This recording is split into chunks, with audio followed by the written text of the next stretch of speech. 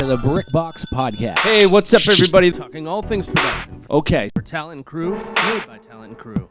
That's right. So, all right, Chuck. Oh, you mean they don't want you to have free will? Which is kind of why I continue to be here. And sometimes we go off topic. Oh, look at that! Do you see the little recording up there? I do. We are being great. recorded. Okay. There you go. We're used to that in this business. That's right. That's it. So today our guest is Mark Lund, who is you are actor, director, producer? Actor, director, writer, producer. Yes. Yeah. Awesome. And you have a new film called First Signal. Yep. First Signal. It's a science fiction feature film based in the year 2014. We finished filming actually a year ago, July, in Massachusetts in Orange. We filmed it primarily in New Hampshire at the McCullough Shepherdess Discovery Center, and we just completed post-production last Monday. So it's done, which is awesome. Great. Yep. Awesome. Let me get rid of that little thing there. So Mark, I have a Phone before call we completed. Oh, there's my car. You know, this is just interesting. Well, the cars now talk to you. You know, it's they warn you of everything. You know, I've got I have two cars. One is a newer car that will tell me, you know, when I'm doing the wrong thing or rarely the right thing. The other car is too old; it doesn't tell me anything. I almost like driving that one better. You know? So Mark, one thing I wanted to talk before, I want to show a clip. I want to show the trailer, if that's Sure. cool with you. Yeah. But I wanted to ask you before we go into the trailer and before we start talking about the film. Yeah. Now I believe that I was hooked up with you for a long time now. You did Mark Lund, the info list, right? For a while? Was that you? Yeah, my first feature film was Justice Is Mine. That came out in 2013. I mean, you and I have been connected on social media for, years. Yeah. I mean, I moved back from Los Angeles in 2008 and was doing a variety of short films as an actor, some features. And then, you know, I've done some background work in Boston too, to Boston casting. So, I mean, we have probably crossed ships passing in the night.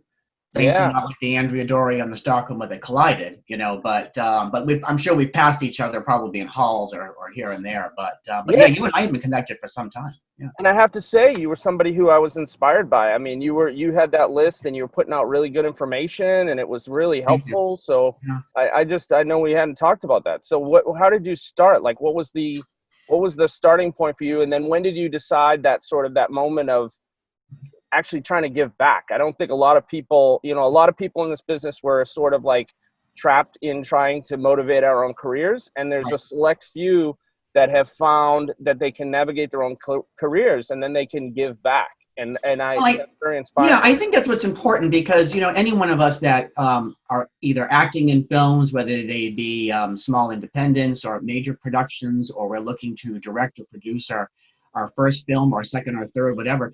I mean, the one thing in this industry is it's one big partnership, if you will. I mean, you might be the director of a film, but if you don't have a quality cast and crew, I mean, it's just not going to go anywhere. So, I mean, I'll give you a pointed example. I mean, the director of photography on my current film, his name is Daniel Groom, and he's a young filmmaker, ambitious and very talented. And his current feature, which is just making the rounds now in the film festival markets, called Alternate Ground. And you know, anytime I introduced him to the American film market and what goes on there, this was I attended for the second time in November.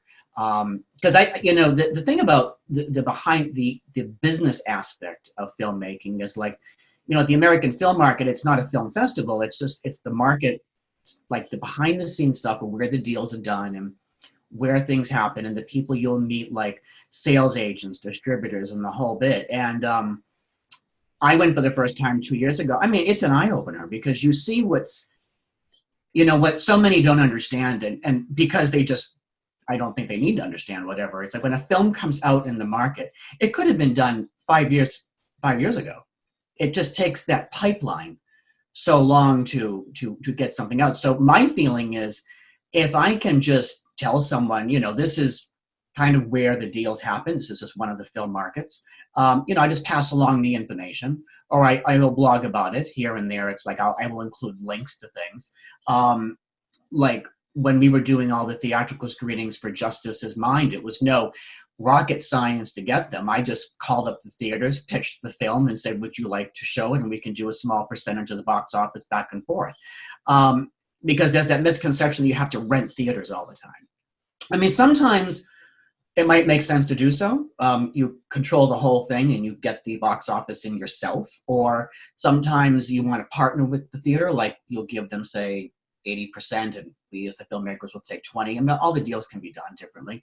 So I impart that information out as well, because the industry trades, and sometimes those that quote have already made it, I hate to use that word, they seem to put a wall up, and it's very hard to crack through that wall. But anyone that's worked with me knows that I get kind of determined, and I'll just keep calling someone until they take my call and either tell me to shut up or they want to do something with it. So, you know, but I think also too, when I make a film and we're looking to partner with a location, I'm looking at them as a marketing partner, not just as a place to film.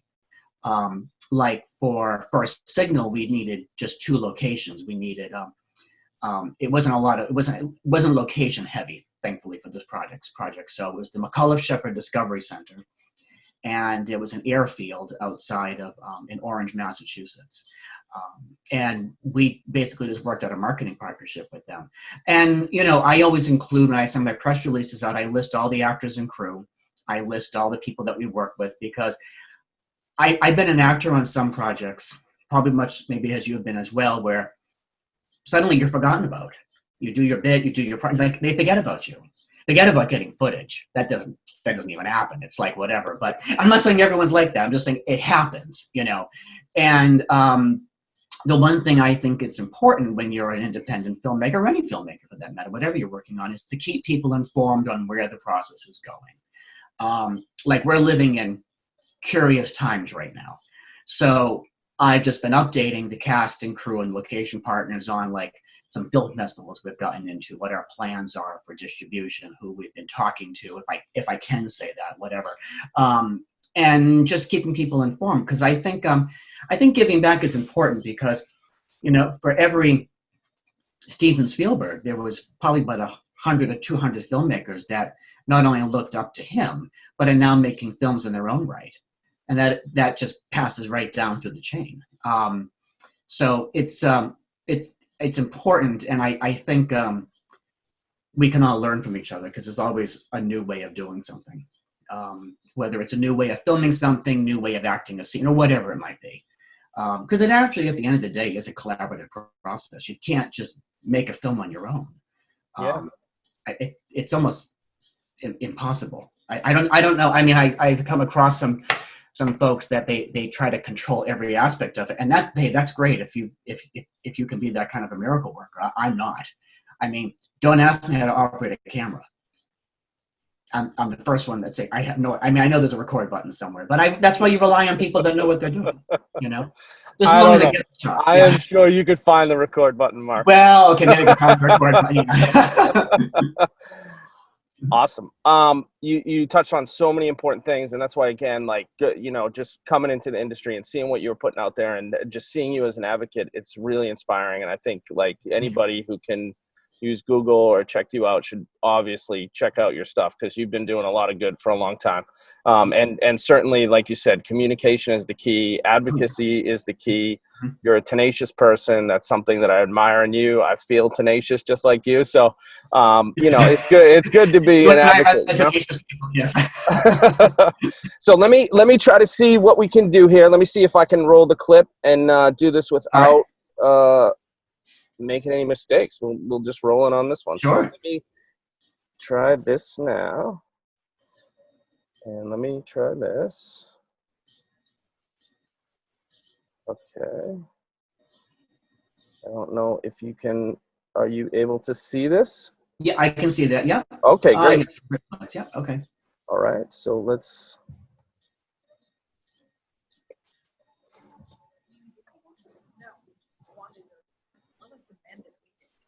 This satellite intercepted a signal that originated from Lagrange. Intercepted the signal. My unit did. The only satellite operating in LG2 is a European space agency space observatory called Gaia, and it's not configured to communicate with Milsky. And what was it? Another satellite. Assembled a team of scientists and engineers in various agencies to detect and track this alien presence. Operation Shredder. What are you afraid of, General? It's not about being afraid. It's about knowing who they are and what they want. I'm being watched. It was a satellite of extraterrestrial origin. We don't know what we're dealing with. Exactly. We don't. It's our job to protect this country against enemies, both foreign and domestic. If this doesn't qualify as foreign, you can have all my stars, because that is exactly where they're from. Has it occurred to you that whoever they are might someday help you in your hour of need? Maybe they already are. Sorry.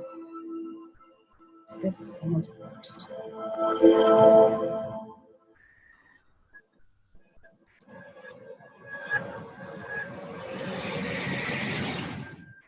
Why did you sign it? You needed to know who we're dealing with. Has it ever occurred to you why the United States has built a military complex that can destroy the world 10 times over? There's only one thing left to do. You could go to jail for this. By authorization of the President of the United States, initiate Operation Troy.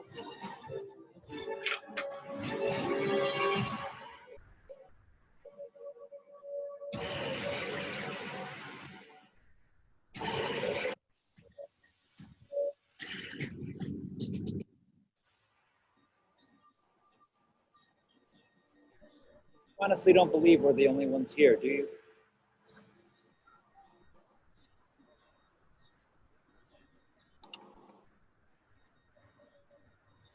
Stock footage is a great thing. Awesome. Thank you. Just incredible. I was going to ask the $1 million question, of course. Paul Noonan. What's it like to work with Paul? Yes. Oh, Paul was great. I mean, he was fantastic. I met him. Well, of course, I started hearing about Paul because Paul is great with social media and posting and sharing things and all that. And I got to work with him when we did some work down at the Cape when they do those military reenactment things for, in case the world comes to an end and the government's got to come rescue us. He played a victim. I was directing it for this government contractor. So I met him then, but I initially cast him in the role of senator. And then we had some scheduling and casting issues that came up with the actor we were going to use for General John Rieger. And I said to him, would you like to audition for it? And this was like the lead role. Came in very humble and did a fantastic job. And they all did on that. But Paul was great. He came in for fittings. The uniforms they're wearing are right, I guess you could call them Department of Defense standard issue. They come from a couple of contractors. They weren't rentals. It's been interesting. I looked into renting them for the two actors. They had to wear Air Force uniforms, and what a to-do that was. I met with a costume company in Los Angeles when I was out there. I will spare the name because I will maybe someday do a big production with them. And like the fee was going to be like $700.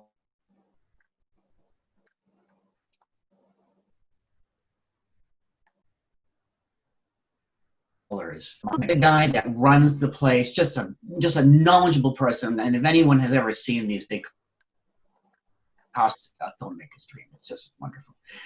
Well, then we started negotiating the financing part of it, and the credit department gets involved. It was going to cost me like, I don't know, $2,000 something for each one for like, I don't know, a 60-day, 45 to 60-day possible extended rental. I was like, okay, this is insane. So I said to Patience McStravick, who plays Major Sampson, she was in the military, so she's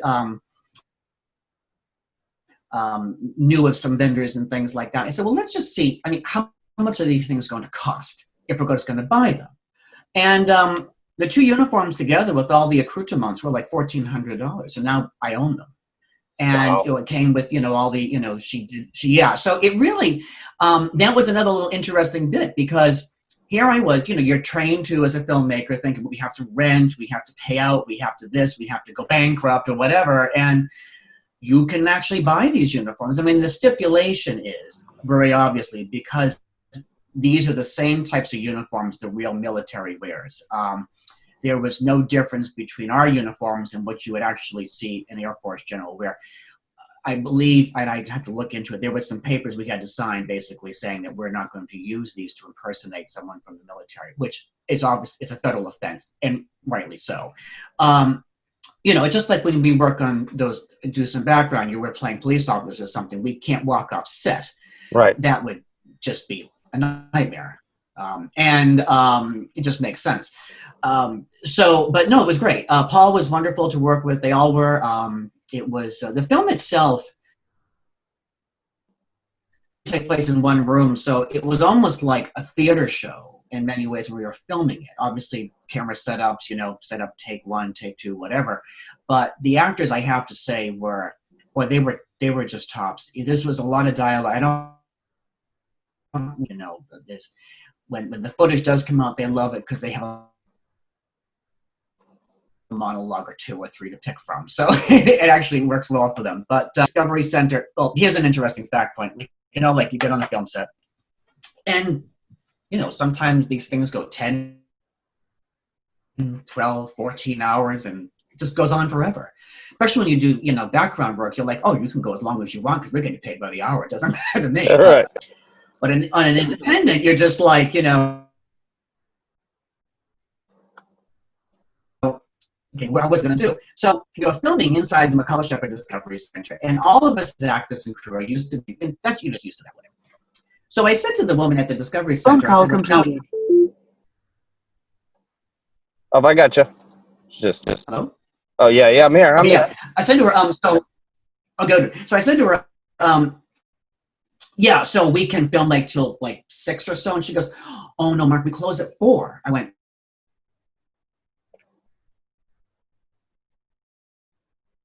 and we open at 9. Start at 3. I'm like, so I walked into the actors and the crew, and I said to them, folks, just want to let you know this. The building opens at 9 as we got in here today. They close at 4. So we need to be done by 3-ish, and we're going to take an hour to tear down and all that kind of stuff. And, it happened. So that's what we filmed a feature film in what I call business hours, like 9 to 5. And like, that just never happens. I mean, it just, wow. Yeah, when I think, but that just goes to show just what a great cast and crew they were. They really, we had a shot list. We just followed it along. There was thankfully no equipment issues, but there's always something that goes on a set. There's always something. Absolutely. Above us, they decided to put in some sort of exhibit that made an unusual amount of noise. Of course, it just kind of happened. So that was a bit of a challenge in the sound mix, but it all worked out in the end. Because no film set, whatever your budget is never perfect. I mean, it's either weather or a location that's getting kind of weird, or equipment things that go off, or something. I mean, a TV show I did many years ago was a TV show on Fox called Skating with Celebrities. I was one of the judges. We had these wireless mics in our ears.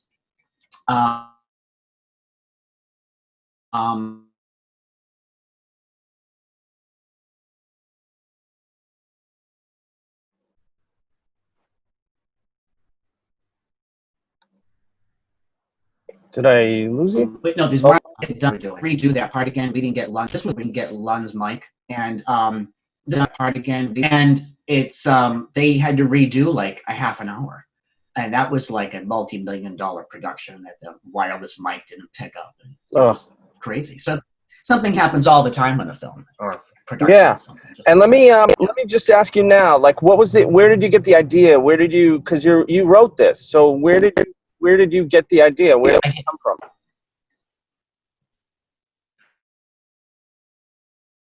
Well, the idea for First Signal when I was working at the Naval Justice School as an actor with Patients Mixed Traffic, this was in 2017. Here we are in Newport. We were playing, it was their mock trial victim character. And I just said to her, God, it would be interesting if we can come up with an idea. If I can come up with an idea about a film that largely takes place in one room. We've all seen the film 12 Angry Men with the jurors and all that, and other film like that, things like that take place in one room or generally around that, just basically one setting. But I went back to some notes and I started putting some things together, and then I came back to a screenplay I wrote in 2006 called First World. I was able to make it into a short film in 2007. I was very, very close to having the financing done and production ready to go in 2008. Then, of course, the economy crashed and both parties pulled out. It was, well, we know what a mess that was back then. So I went back to the notes on that, and they were substantial. And I had all kinds of notes for a prequel. I wrote the sequel for this story and the whole bit.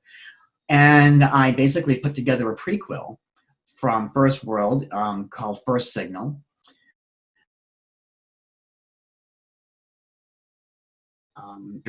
I wrote it in such a fashion that I knew I could just produce it on my own and wouldn't have to start shopping it around and looking for investors and the whole bit, because that can take forever. You know, the thing is, it goes back to the American film market. You know, we all read about that successful whomever that got their screenplay financed to the tune of X dollars, which of course is wonderful and congratulations to them. But what most don't know, or should probably know, is that there are thousands of screenplays out there looking for a home, or looking for funding, or looking for a place, or looking to be part of a slate of films to get ready to be made. But I knew I wanted to get this one done on my own and just didn't want to waste an awful lot of time to do so. So the idea for it came from when I was working at the Naval Justice School.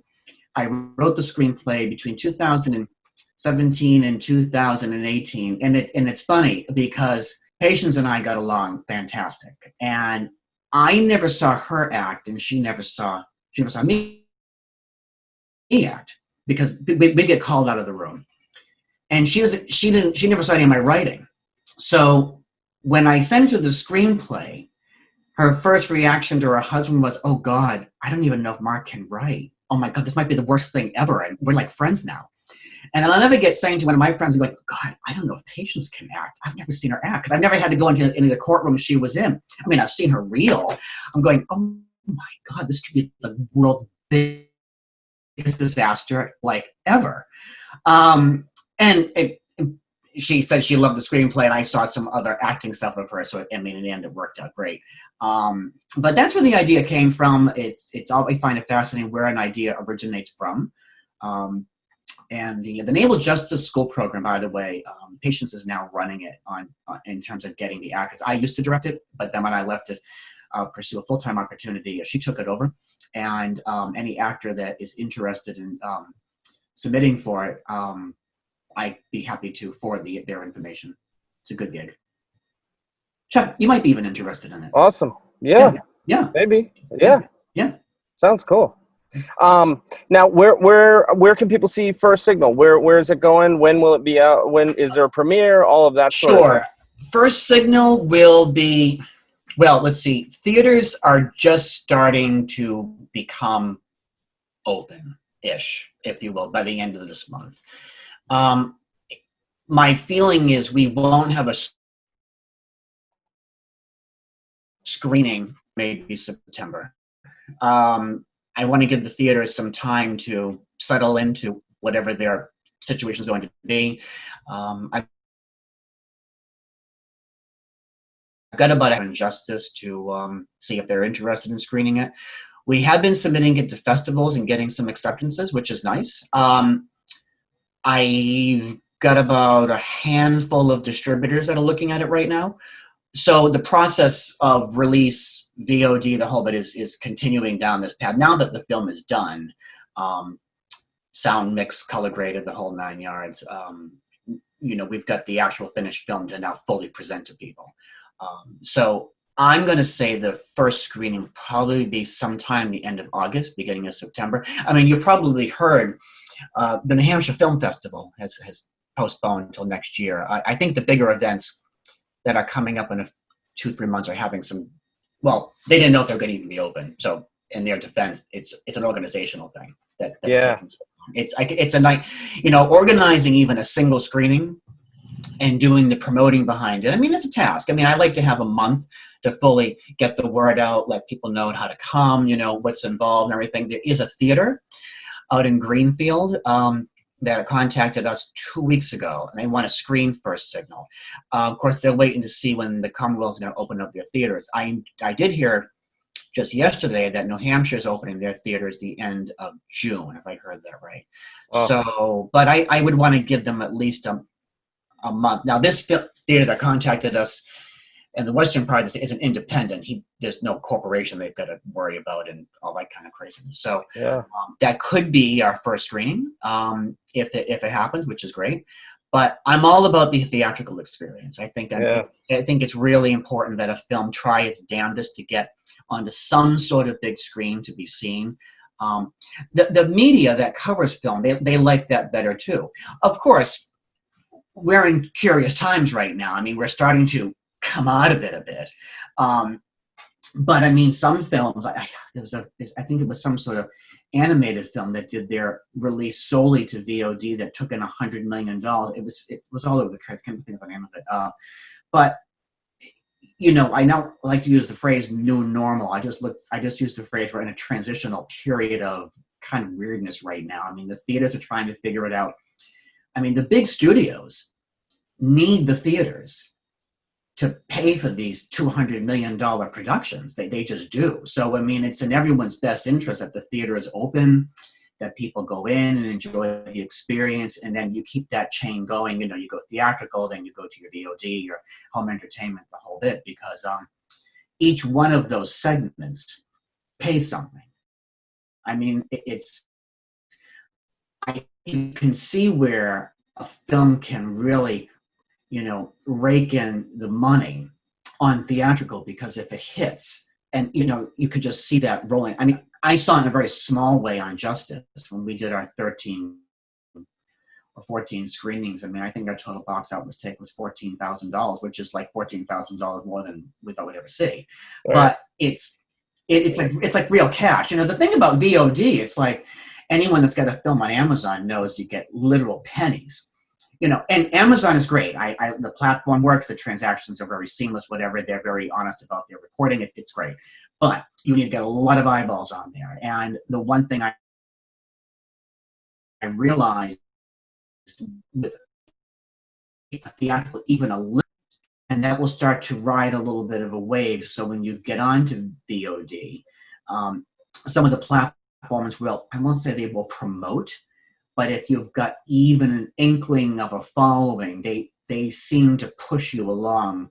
It will come up, like we're on Tubi, Tubi for, which is a great app, by the way, for films. I call it like all the movies that aren't on Netflix. It's fabulous. I think that's actually their tagline, like you might think I'm their promoter or something, but it's a great app and great suggestion, because I love like 1950 sci-fi and they got a ton of it on there.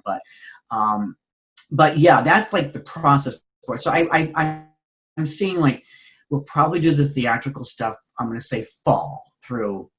These festivals I've submitted to, they have event dates starting like after, I think, the middle of November, which I thought was, I didn't want to submit to ones that had earlier dates, because if they get canceled and have a refund, it's fine, but it's, I'd rather just see after January 1st, December 1st, what the possibilities are there. So we should hopefully start hearing from some more festivals in the coming 2-3 months, and we'll do our regular theatrical screenings. There's a few science fiction conventions I've been talking to, one in New Jersey that's very interested in screening it, and just pushing it out as far as it can go. I mean, an idea I have for it is when the John F. Kennedy Museum opens back up in Boston, part of it has to do, in a small part, with the Apollo 11 program. So that theater, if you've been to the, so that they, like the orientation room they had there where they play the introduction that would be a fabulous thing if they want to do a screening and all that. And I mean, it wouldn't be, it'd be like totally like no charge to them. Obviously, it'd be something like a fundraiser for them, because it really, you know, because without what Kennedy did, there really wouldn't have been a space program leading it into the 1960s. So I try to find little angles to, you know, move the films around. I did that with Justice when we screened at Carnegie Mellon University. The father of the mind reading machine was probably down there, Dr. Marcel Just. So we try to figure out ways to get the film seen, because you know, you spend so much time and effort and money making these films. I think it behooves us as filmmakers to try to get it seen as many eyeballs as possible.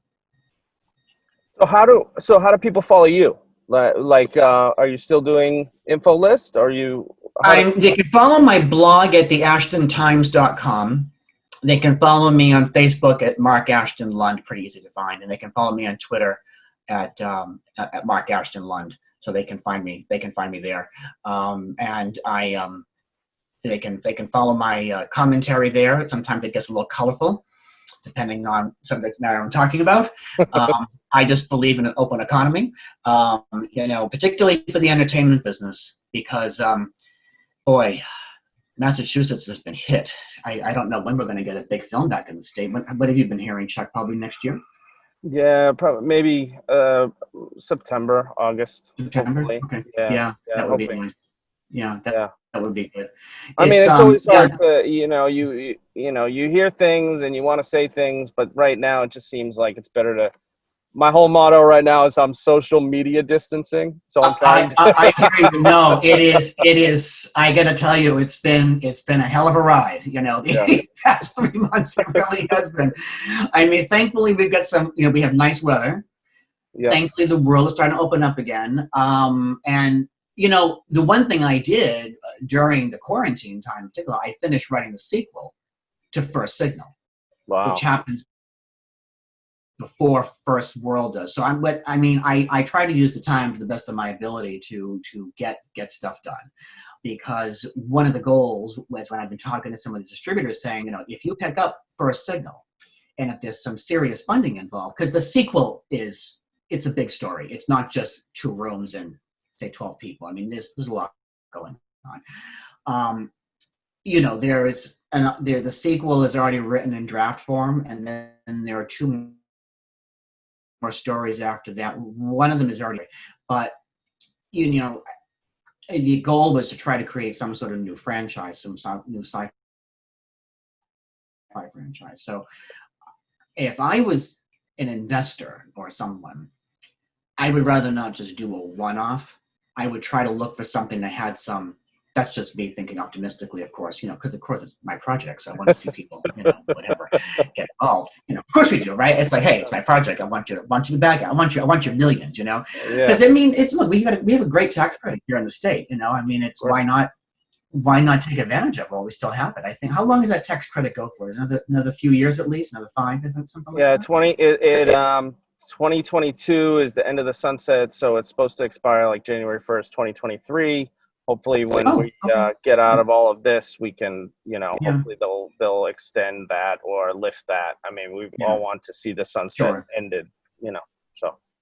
Yeah, no, I mean, it's smart. I mean, we saw when other states did end it, what happened. Their whole film was it North Carolina or South Carolina, where the whole industry just went to Georgia or something. They just picked up their trucks and just went. I mean, you know, when you get these $100 million projects coming in, 25% that's a number. Yeah, and it includes above the line. I mean, that's like that's another part of it that a lot of people don't see. And you know, again, like we're going to be in a tough spot, and if the economy, we want productions here because they're going to spend money. I mean, this is going to come down to who's going to spend money, who's still. I mean, sad to say, who still has money after this thing. So that's really what's, you know, any one of us that, you know, read the trades and all that, you see just what's happening with the studios and the agencies, and I mean, it's interesting times for sure. I mean, everyone's got a take on this and how it's going to go, but like, it really comes down to the money to make something. I mean, I suspect, this is just my prediction, I think there'll be the filmmakers like myself that will do the micro budget stuff. That stuff I think will still happen.